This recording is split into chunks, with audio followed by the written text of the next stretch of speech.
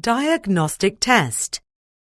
You will hear a number of different recordings, and you will have to answer questions on what you hear. There will be time for you to read the instructions and questions. Also, there will be a chance to check your answers at the end. All the recordings will be played once only. The test is in 4 sections. At the end of the test, you will be given 10 minutes to fill in your responses on an answer sheet. Now turn to Section 1. Section 1. You will hear a conversation between a customer and a receptionist from a tennis facility about membership. First, you have some time to read through questions 1 to 5.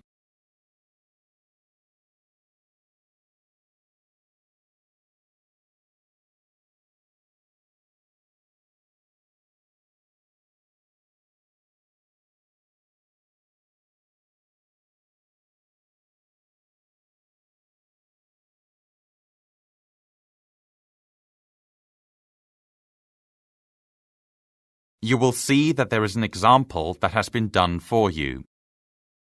On this occasion only, the conversation which this example refers to will be played first. Good afternoon, King's Place Tennis Courts. How can I help you? Hi, I play tennis and am interested to know more about your facilities, lessons, fees, and so on. Okay, that's great. Well, we are the biggest tennis facility in the local region, and we have 2 badminton courts as well. The man says that they are the biggest tennis facility in the local region, and they have 2 badminton courts as well. So badminton has been written in the space. Now we shall begin. You should answer the questions as you listen, because the recording will not be played again. Listen carefully and answer questions 1 to 5.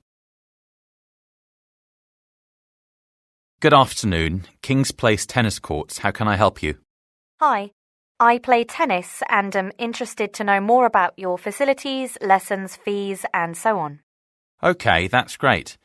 Well, we are the biggest tennis facility in the local region, and we have 2 badminton courts as well. I don't play badminton, so I'm more interested in your tennis facilities. How many courts do you have? In terms of tennis, we have 15 courts. Most of them are outdoors, but we have 2 indoor courts too.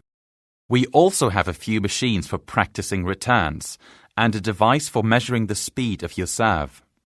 Oh, that's good. Also, I may need some equipment. Do you have a shop there? There are a few things I still need to buy. We do. We have a pro shop where you can buy high-quality rackets and tennis balls. That's good, as I do need to pick up some new balls. And could you tell me about the lessons? Oh, I don't have very much experience. Well, if that's the case, we have a few classes that may be appropriate. There's one class for complete beginners, which is once a week for 2 months. Sorry, my mistake. It actually takes place twice a week and involves working closely with our instructor. I wouldn't describe myself as an absolute beginner. Well, the next level up would be the Beginner 2 class. That's a bit less intense, only once a week, but the teachers work very closely with you. Then there is the intermediate class, which is very popular and allows you to play full games in a charity tournament at the end. I'm not actually sure where I would fit in, to be honest. I've played in a competitive tournament, but it was just a bit of fun. Well, you can meet with our instructor and he can play a game with you to determine your level. Okay, will do. Before you hear the rest of the conversation, you can read through questions 6 to 10.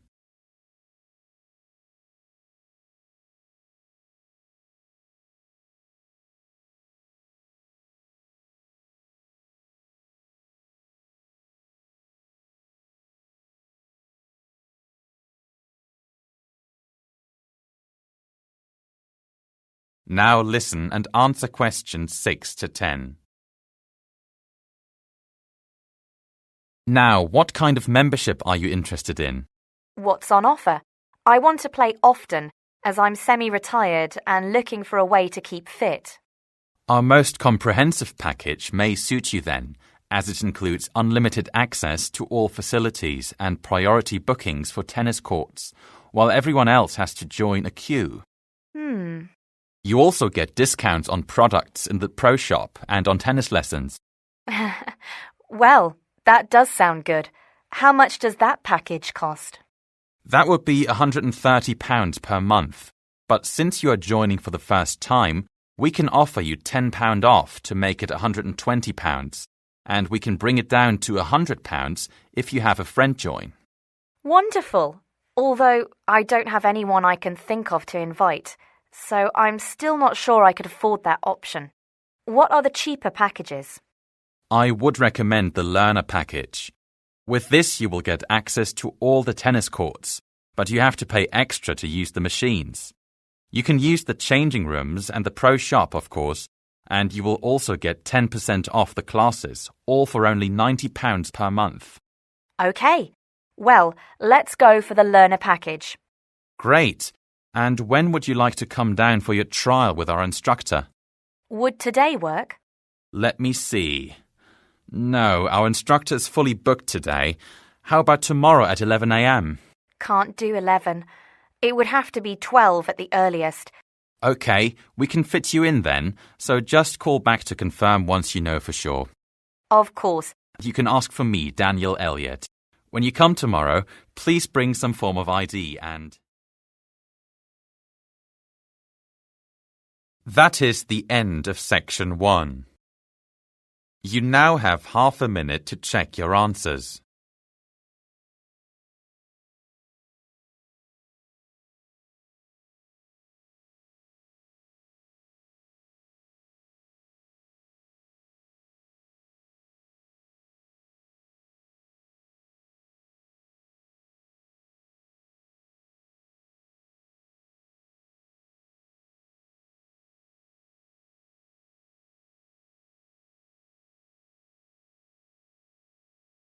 Now turn to section 2. Section 2. You will hear a guide at a natural history museum talking to a group of visitors. First, you have some time to read through questions 11 to 16.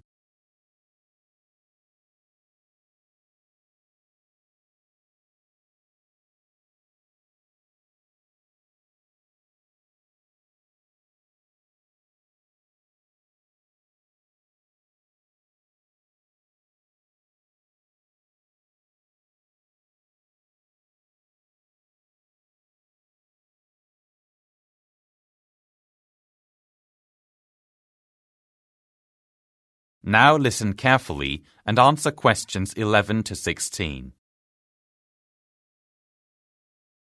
Good morning, ladies and gentlemen. We're very happy to welcome you to the Museum of Natural History today. My name is Patrick, and I'll be your guide for today's tour. Before we get started, I'll first go over a few of the museum's highlights. To start with, our dinosaur exhibits are some of the most popular in the museum. These include actual skeletons and remains from these prehistoric animals. There are also numerous interactive displays which share information about the different dinosaur species. And be sure not to miss the life-size replica models of the colossal Tyrannosaurus and Brontosaurus on exhibit just beyond the prehistoric timeline display in the main foyer. We have a few amazing displays about ocean life as well. Our life-size model of a blue whale is in the main courtyard, and we have a spectacular under-the-sea room, which includes lots of models of fish and mammals. Our dolphin display is possibly our most famous. It draws loads of people to see actual-size models of the creatures and learn about how they swim. We also have a display about fish evolution, which is especially interesting as it shows how they started as simple organisms and developed into complex species. And we have a very interesting display focusing on the life cycle of sharks. It shows how they develop from an embryo in an egg until they are fully grown, and features models of infant sharks, adolescents, and fearsome adult hunters. And then there is our plant life exhibit, which is contained in the museum's indoor botanical garden. Colourful and rare species of plants, trees and shrubs have been imported and put on display for you to view, including specimens from the Amazon rainforest and the tundra of Greenland. We are proud to house the country's rarest assortment of wildflowers, many of which you can grow yourself with seeds from our shop. One special area of note is our activity zone, which has several interactive displays and activities.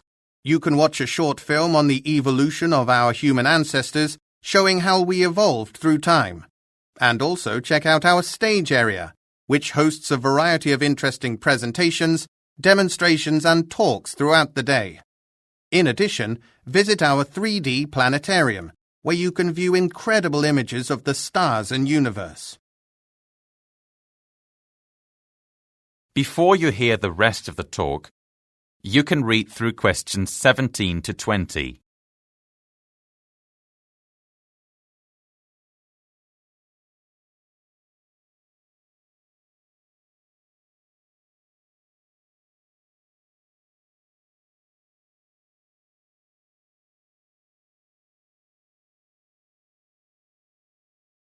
Now listen and answer questions 17 to 20.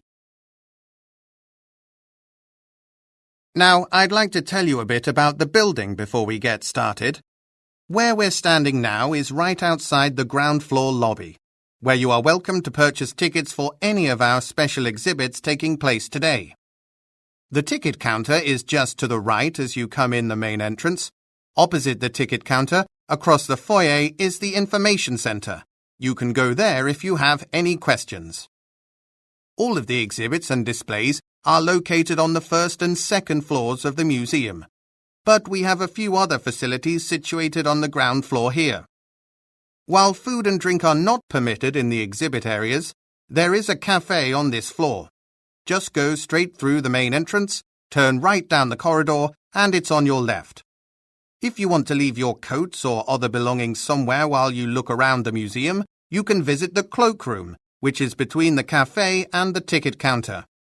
Now, if you turn left from the main entrance and walk down the corridor past the information center, before you come to a corner, you will find our children's activity area, which has some toys and educational materials for your kids to play with. The gift shop, where visitors can buy souvenirs, is located down the corridor at the rear of the building. From the foyer, head down the corridor on the left. Turn right when you pass the children's activity area, and then take another right. Walk down the corridor and the gift shop is the last door on the right before the stairs. For today only, we're giving away free dinosaur t-shirts in a raffle which you can enter at the gift shop. All right, I think we're ready, so please follow me through these doors and get ready to marvel at the wonders of natural history. That is the end of section 2. You now have half a minute to check your answers.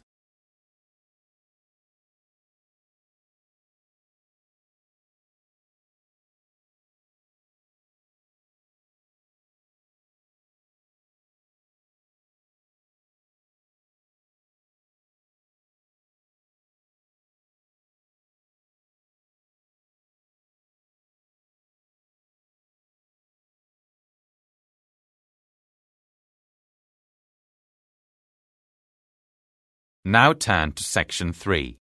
Section 3. You will hear a conversation between two students and a psychology professor about a research project. First, you have some time to read through questions 21 to 24.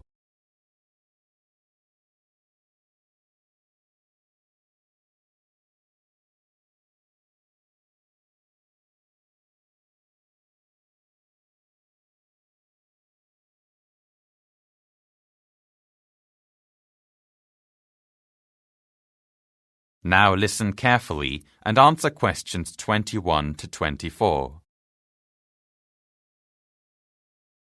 So, what have you come up with for your research project topic? Well, Tracy and I have been thinking about focusing on the benefits of art therapy for different age groups. I see. Why did you choose that topic in particular? Raymond and I thought it would offer an interesting perspective. Art therapy helps people of various ages in different ways. It might be good to explain that to our class. We've also discovered a large number of studies about art therapy sessions conducted with particular age groups. The topic would be easy to research as there are a lot of sources out there. Okay, that seems reasonable. So, what have you found out about the effects of art therapy on different age groups? There is an interesting study about art therapy in preschool children. Creating art not only encourages them to be creative, but an extra benefit is that it helps to develop their hand-eye coordination and other motor skills. Yes, and it also helps improve their attention span and cognitive ability. Okay, that sounds interesting. What about the effects on other age groups? With adolescents, there is one study that reveals art therapy improves their ability to talk to people. Therapists working with teenagers suffering from depression found that they were able to communicate the issues they face through their art, which helped them express these feelings verbally. And there is lots of other research too, which shows the benefits of art therapy for adults. What sorts of benefits did you discover specifically? We read a study on adults coping with post-traumatic stress disorder, or PTSD.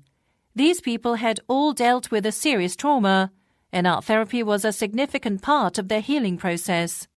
We also researched studies showing that art therapy improves the memory functions of senior citizens.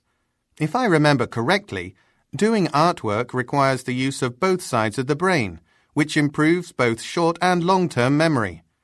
Art therapy works really well for those losing their memories due to Alzheimer's or dementia.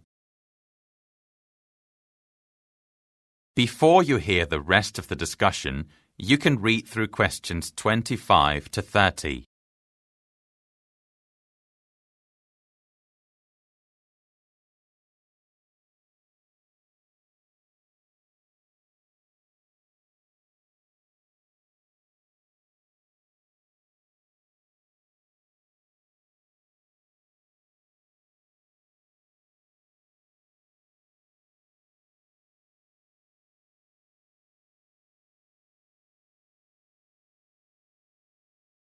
Now listen and answer questions 25 to 30.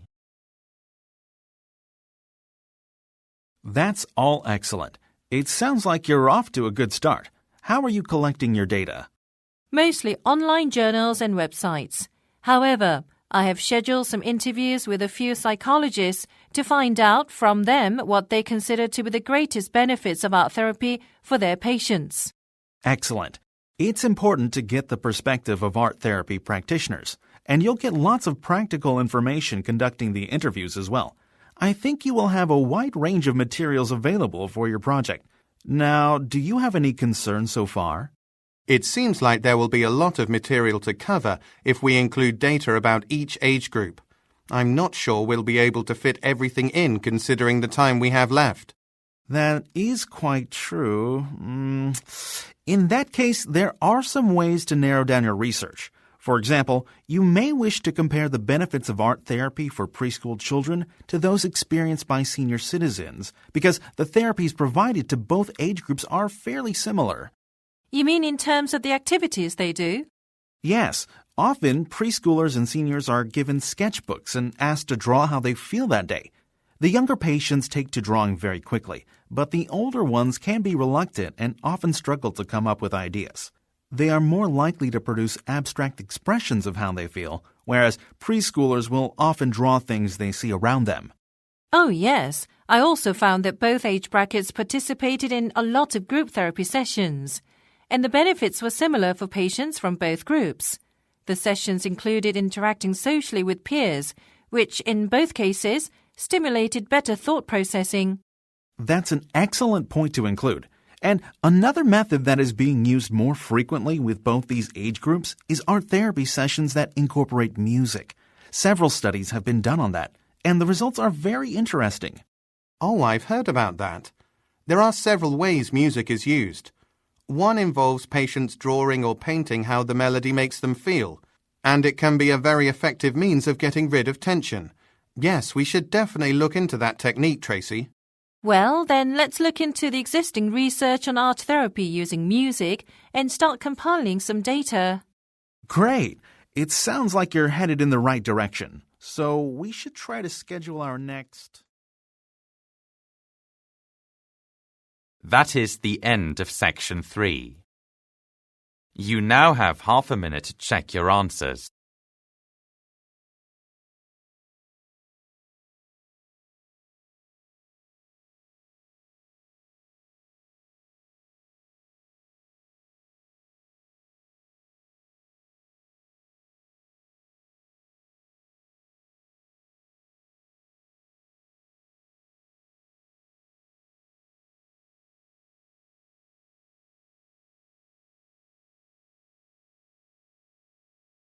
Now turn to section 4. Section 4. You will hear a lecture from a professor in a history class about the development of railways. First, you have some time to read through questions 31 to 40.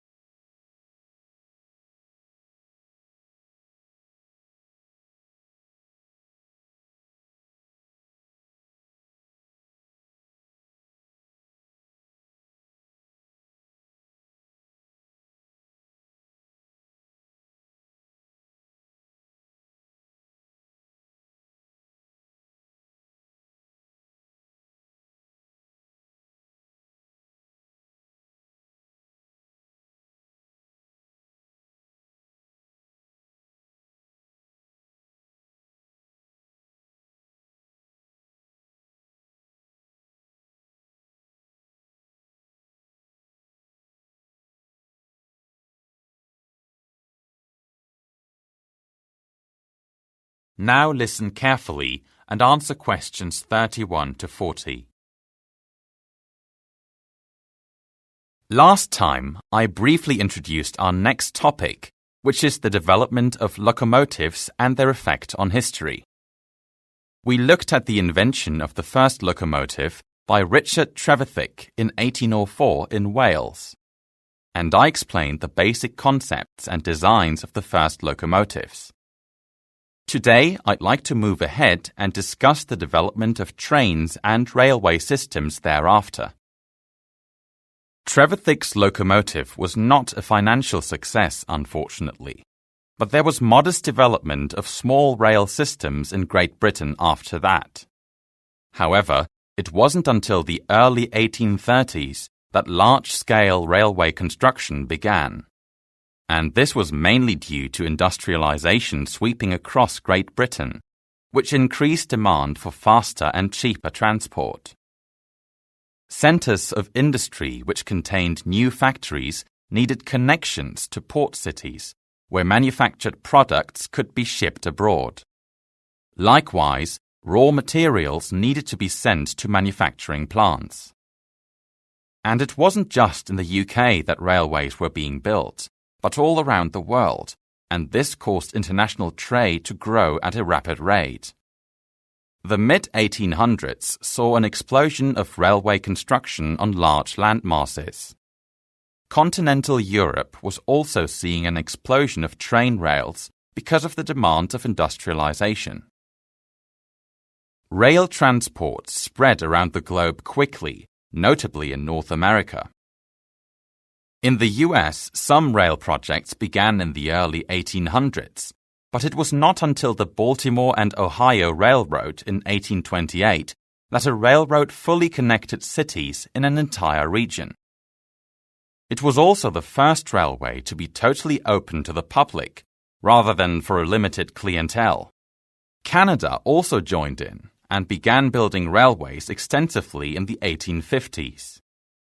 The discovery of gold in the western part of North America offered an additional incentive, and by the end of the century, the US and Canada each had built transcontinental railways connecting the east and west coasts.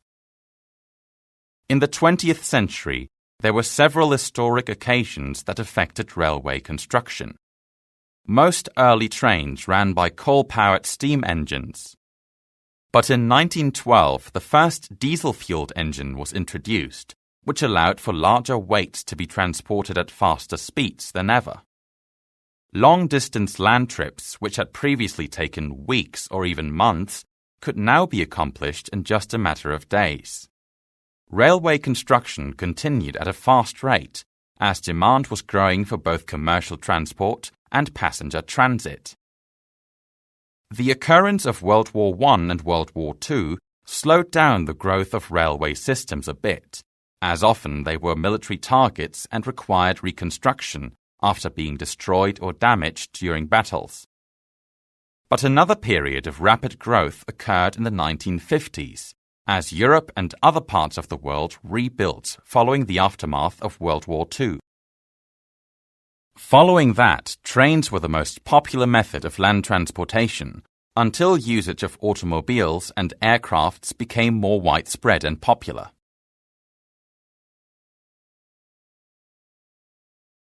So, why did train transport experience such rapid growth and success within such a relatively short period of time? Before locomotives, land transport was primarily limited to wagons pulled by animals. Travel times were incredibly long, making trade rather expensive and difficult. So world trade, even trade within the United Kingdom, was limited. Industrialization drove the development of railways as the period demanded larger quantities of materials and a better way to transport products. Manufacturers insisted on having a way to transport their goods more rapidly and cheaply to consumers or centers of commerce. And because of that, consumers started seeing a drop in the cost of manufactured products. Another reason rail systems grew so quickly, for Europeans and the British in particular, is that they allowed countries to have greater control of their colonies around the world. Soldiers and military equipment could easily and quickly be moved to wherever they were needed. Needed supplies were easily transported across great distances to more remote areas. Were it not for rail systems, control of foreign territories would have been impossible. And these days, the popularity of passenger trains continues to grow, and they have become even more innovative and cost-efficient. Cleaner fuels are being used, and with the development of electric trains, railway systems are more environmentally friendly. These days, we have very sleek and modern trains in many countries that travel at speeds of up to 430 kilometers per hour. And now we are seeing the further construction of electromagnetic train systems, which run on perfectly clean energy. Rapid development of advanced railway systems in East Asia and continental Europe have made trains the most popular method of travel in those regions. Many believe that trains will become the most popular form of transport in the future, as they are fast, efficient, and affordable. Now, before I talk about some of the positive and negative historical consequences of railway development, I would like to briefly... That is the end of section 4. You now have half a minute to check your answers.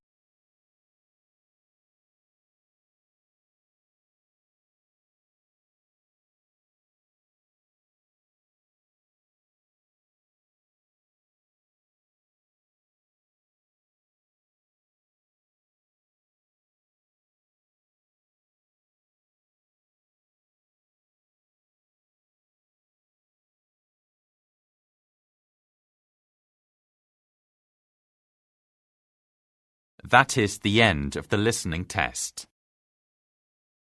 Please take 10 minutes to fill in the answer sheet with your responses.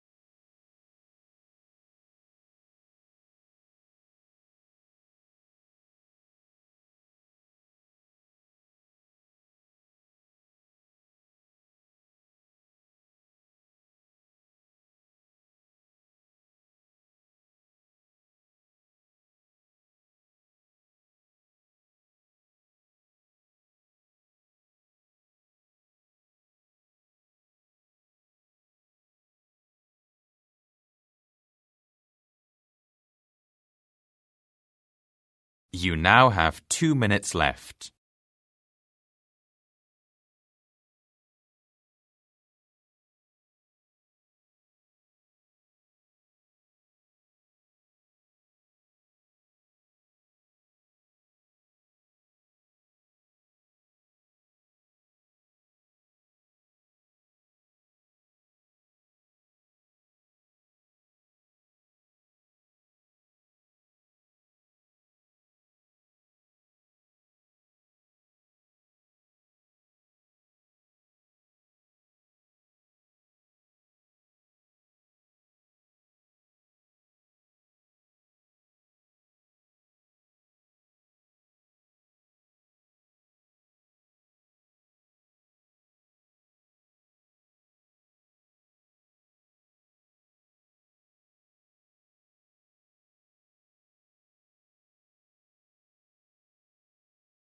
You now have 1 minute left.